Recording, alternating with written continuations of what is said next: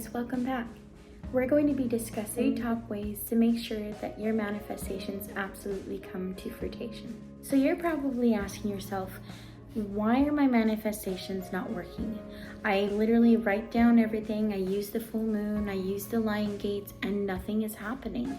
Nothing's changing. Well, right there, you really want to change your mindset, because that's going to be a negative viewpoint of it. What's actually happening is your spirits are receiving that information and trying to put that out there, trying to change the energy for you. On top of that, are you doing the work as well? So the first topic that we're going to discuss is you have to be willing to accept failure. So many times people are like, no, don't teach people that because then it's going to be negative. And no, it's not meant to be negative.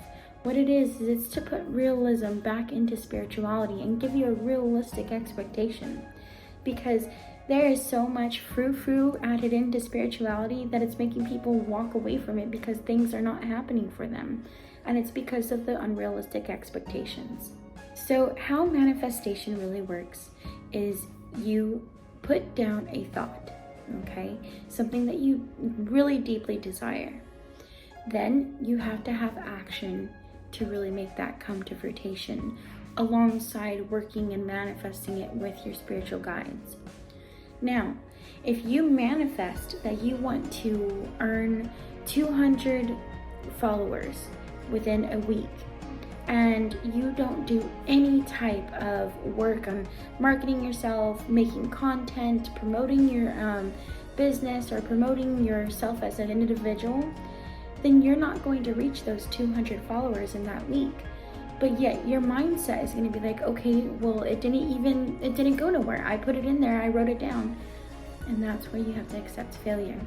Is because it wasn't necessarily the spirit that didn't do it, because spirit is giving it as much as they can.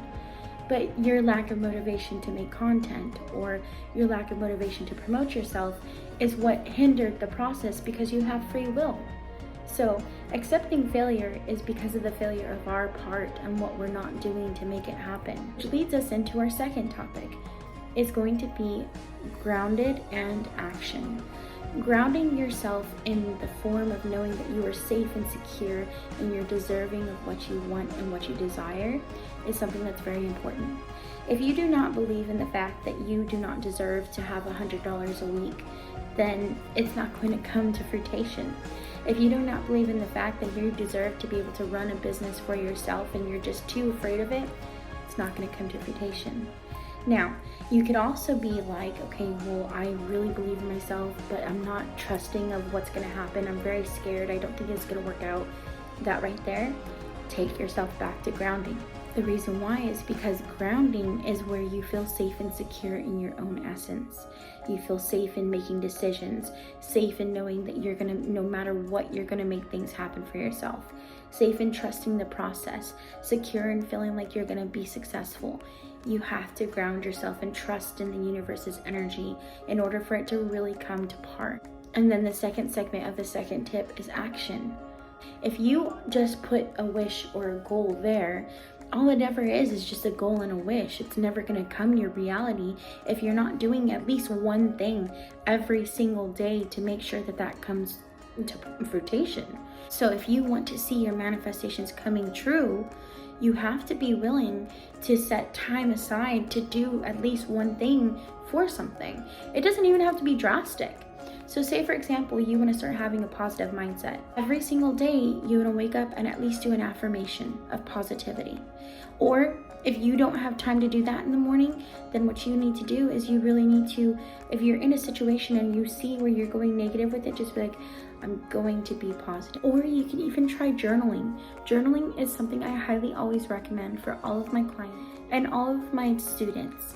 The reason being is because of the fact journaling really does put down into paper or out in the energy in a safe place where you do not feel like you have to hold in everything. If you'd like, I even have created different templates for planning, shopping, organization, affirmation, and journaling. And I'll link that down below so you guys can have access to that. The last thing that we're going to discuss is gratitude. Gratitude is very, very, very important in manifestation, because you have to keep in the thought process in your head my old self would be grateful for what I've got now. All of the things that are good in my life right now, I would be grateful for then, okay?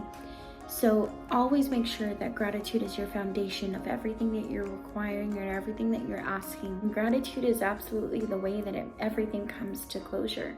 Now, given there is several ways out there for you to manifest and multiple other things that you can add in, but these three main concepts that I've given you, accepting failure, grounding in action, and also being grateful, are really going to amplify your manifestations. Being in a higher vibrational energy really does lead into those three.